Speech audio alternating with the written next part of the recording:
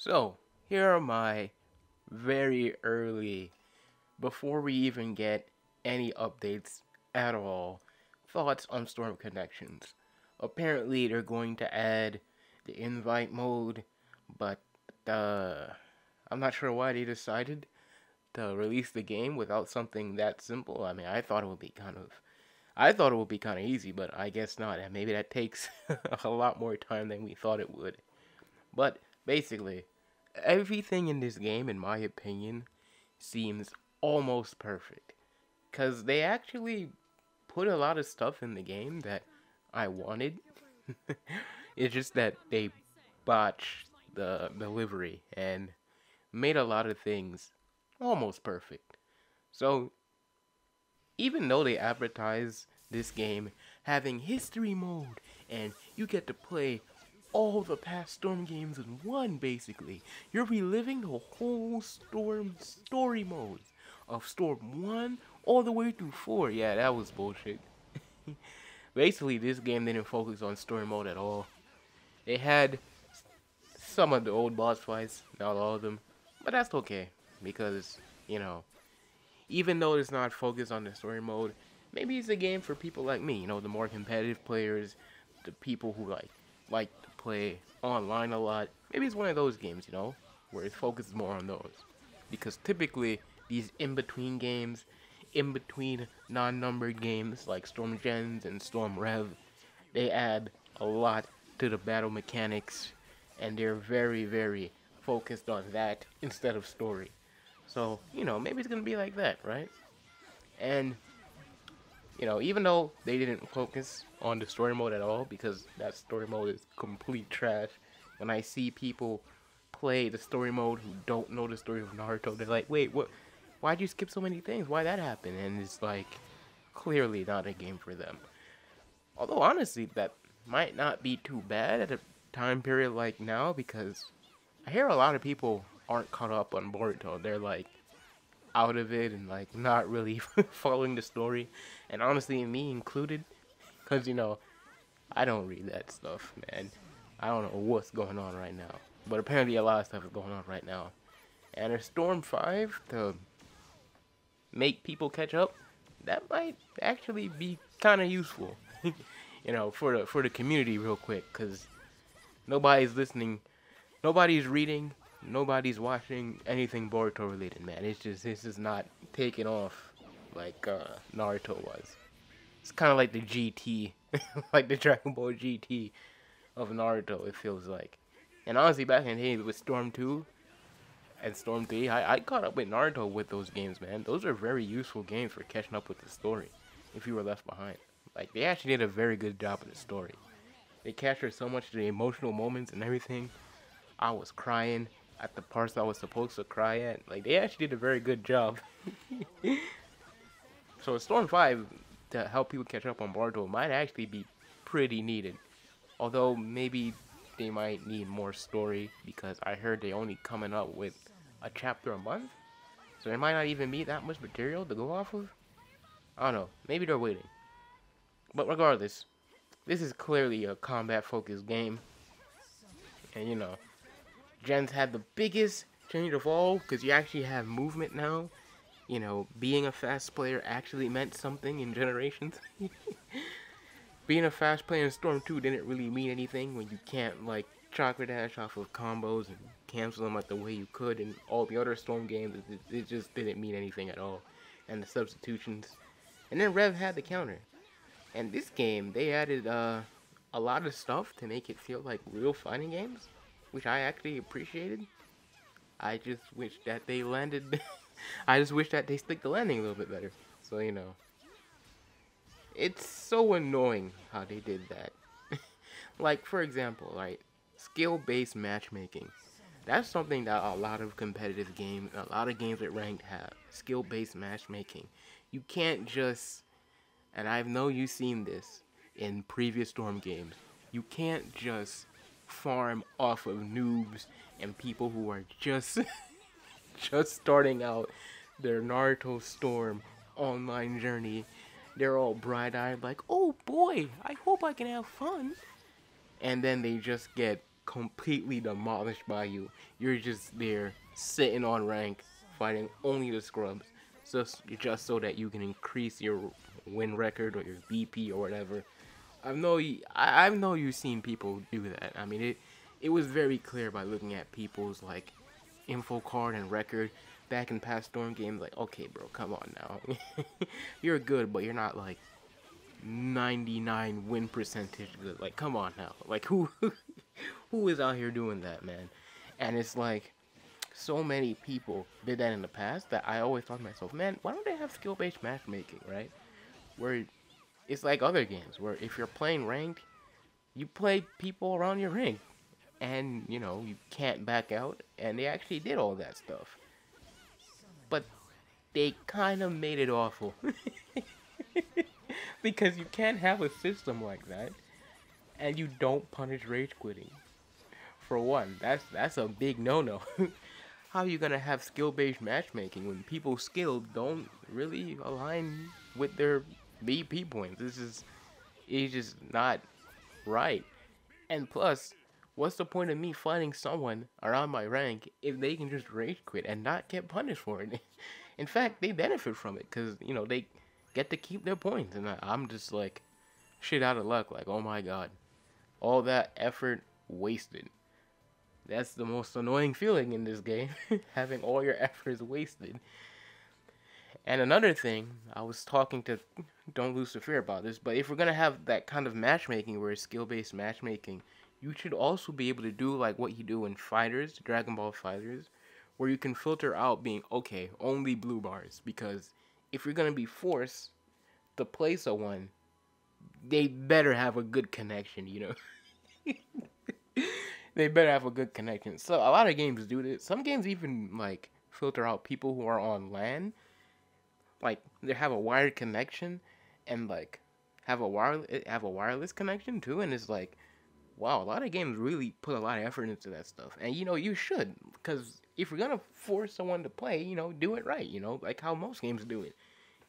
Make it so if they rage quit, you lose, and the other person wins, you know? I mean, if they're not able to continue out the match, that's a forfeit. You know? That's what makes sense. Right?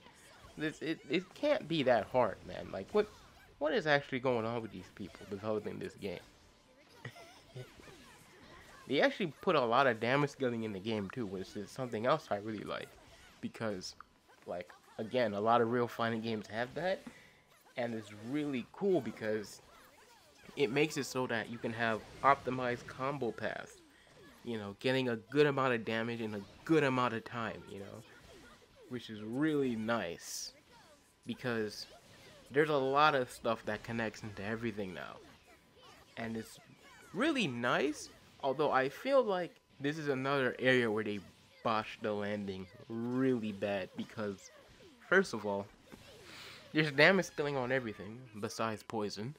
I don't know why, they just forgot to damage scale that one real quick. And if you damage scale everything else besides poison, it makes poison like stand out like above all things else. It's like, oh my god, suddenly Hanzo's broken again. What's going on? And it's like the amount of Jutsu damage has been buffed to all hell. Man, I tell you. With how much they buffed the damage on Jutsus, I don't think they need to be putting this much super armor on all the Jutsus, man. There's no reason why you're gonna have them do that much damage and have it be that safe. There's just no way. Like, you can't have both. like you can't have them be that strong. Like, I don't know if you guys remember this. Maybe some of you guys weren't in the trenches, in the storm trenches, watching people play like 6 years, 7 years past Storm 4 release and saw the meta really develop into what it became. But in Storm 4, things like Switch Tech was really popular because it made things like doing jutsus extremely safe.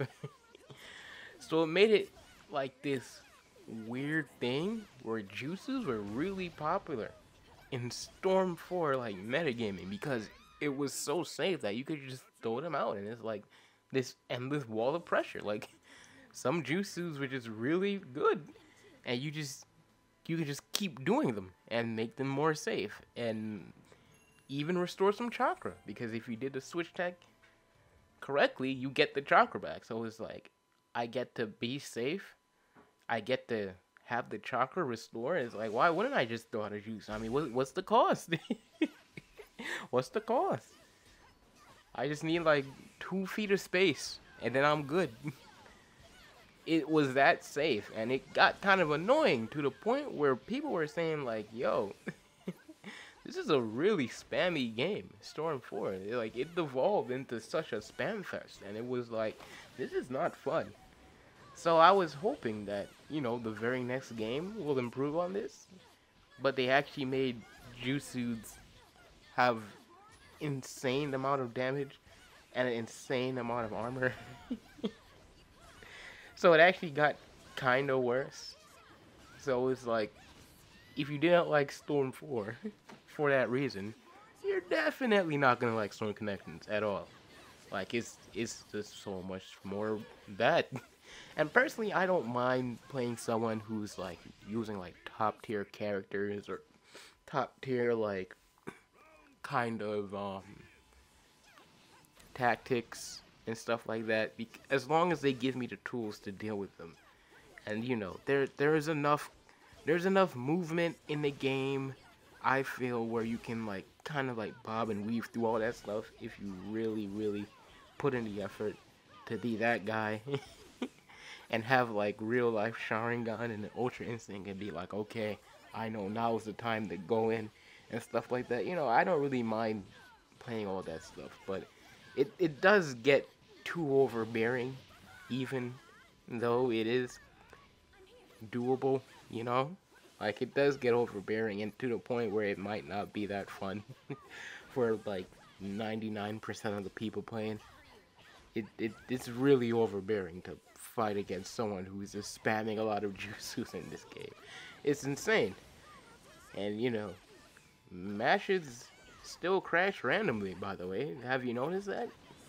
Have you like, at first, like, I thought people were just rage quitting, and there are definitely a lot of rage quitters, but then it started happening when they were winning, and I was like, oh god, don't tell me. Don't tell me it's like Storm 4, where games just crash on their own because they feel like it again. And stuff like that makes me feel like this is the reason why they don't count rage quitting anymore. Because if we're gonna have games randomly crash like that, if you remember in Storm 4, people got a disconnection frequency on their record because their game crashed and they didn't rage quit. So it was not fair. They got an ugly record because of it. And I feel like they just wanted to avoid that problem, but they did it the lazy way. So right now, as it stands, a lot of people are just rage quitting, and it really like makes you not want to play ranked.